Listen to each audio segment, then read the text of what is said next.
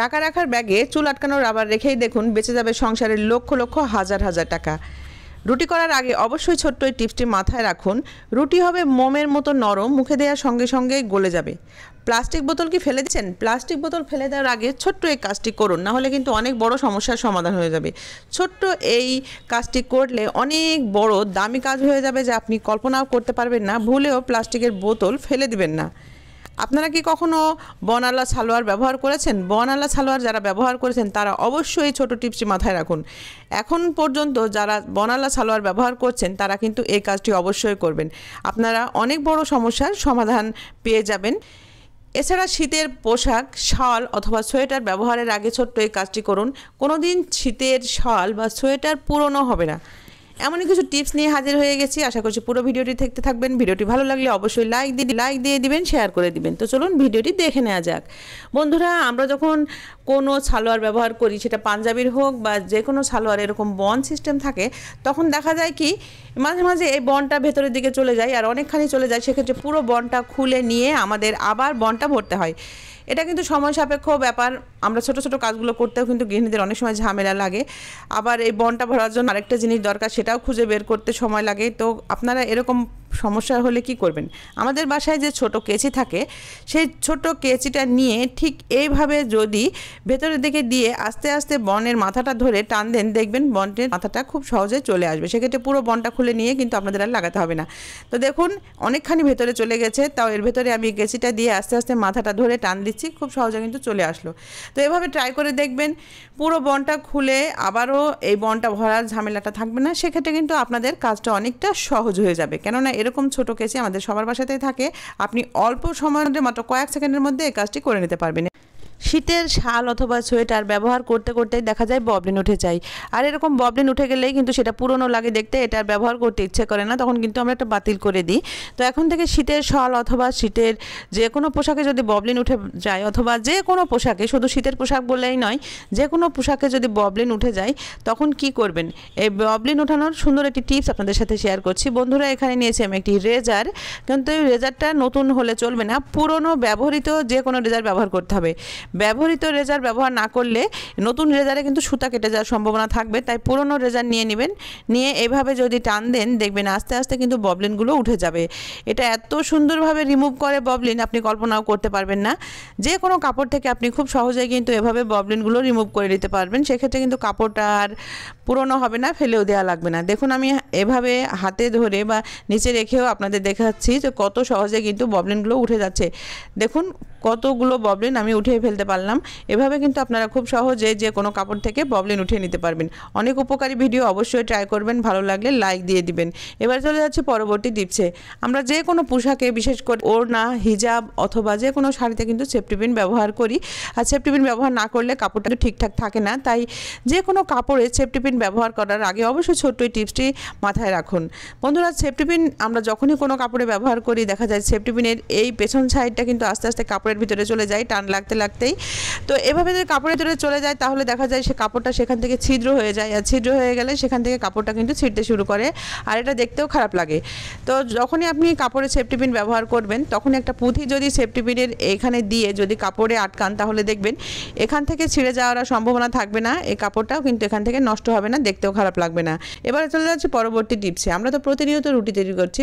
রুটি তৈরি করার সময় দেখা যায় রুটি যতই আমরা সুন্দর করে আটাটা সিদ্ধ করে নিই না কেন, দেখা যায় রুটিটা চিমড়ে হয়। অনেক সময় ঠান্ডা হয়ে গেলে চিমড়ে হয়ে যায়। তো আটা সিদ্ধর সময় যদি এই পানির ভিতরে সামান্য একটু রান্নার তেল দিয়ে দেন, তারপরে এই পানির ভিতরে আটাটা সিদ্ধ করে দেন। আপনি যদি সিদ্ধ নাও করেন, হালকা পানিটা গরম করে নিয়ে এর ভিতরে সামান্য একটু তেল দিয়ে যদি আটাটা একটু মুথে নেন, তাহলে দেখবেন রুটি হবে মোমের মতো নরম, মুখে দেওয়ার সঙ্গে সঙ্গে একেবারে গলে যাবে।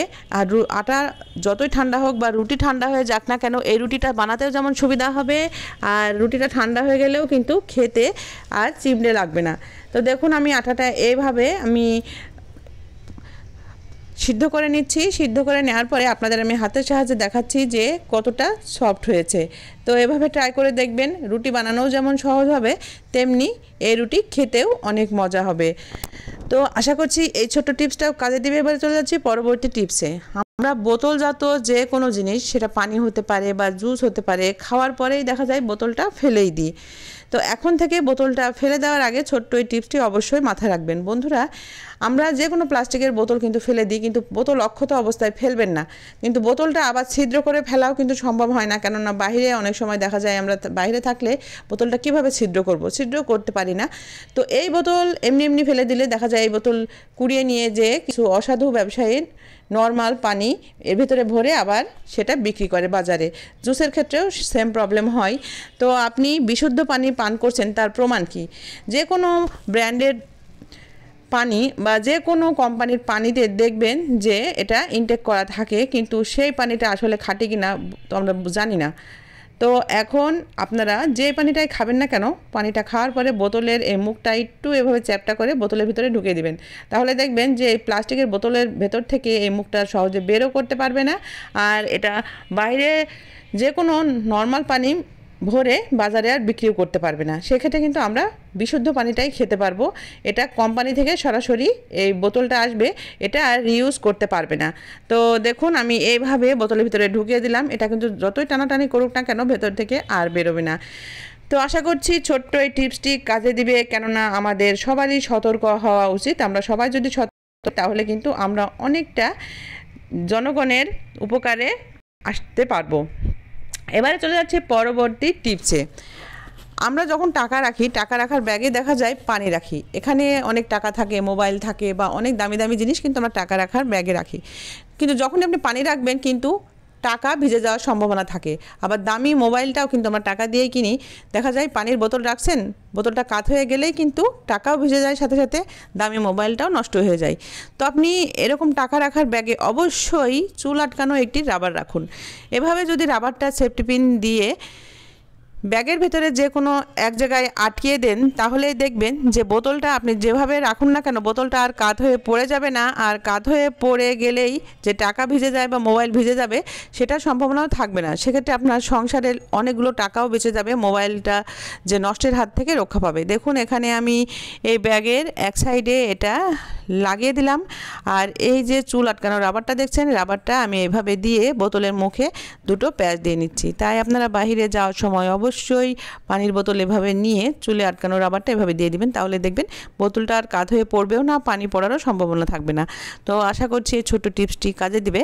আপনারা এটা পরবর্তীতে খুলে ফেলার জন্য চেষ্টা করবেন না, খুলে ফেলার কোনো দরকার নাই, যেহেতু এটা ব্যাগের ভিতরেই থাকবে, এটা দেখা যাবে না। তাই আপনারা যখনই বোতল নেবেন তখনই এই রাবার ব্যান্ডটা ইউজ করতে পারবেন, বারবার এটা কিন্তু খোলা পড়ার প্রয়োজন পড়বে না। তো আশা করছি আজকের সব টিপসগুলো আপনাদের কাজে দিবে। ভিডিওটি ভালো লাগলে বেশি বেশি লাইক দিয়ে দিবেন। আমার চ্যানেলে যারা আজকে নতুন, আমার চ্যানেলটি সাবস্ক্রাইব করে নেবেন। সবাই ভালো থাকবেন, চলে আসবো নিত্য নতুন টিপস নিয়ে।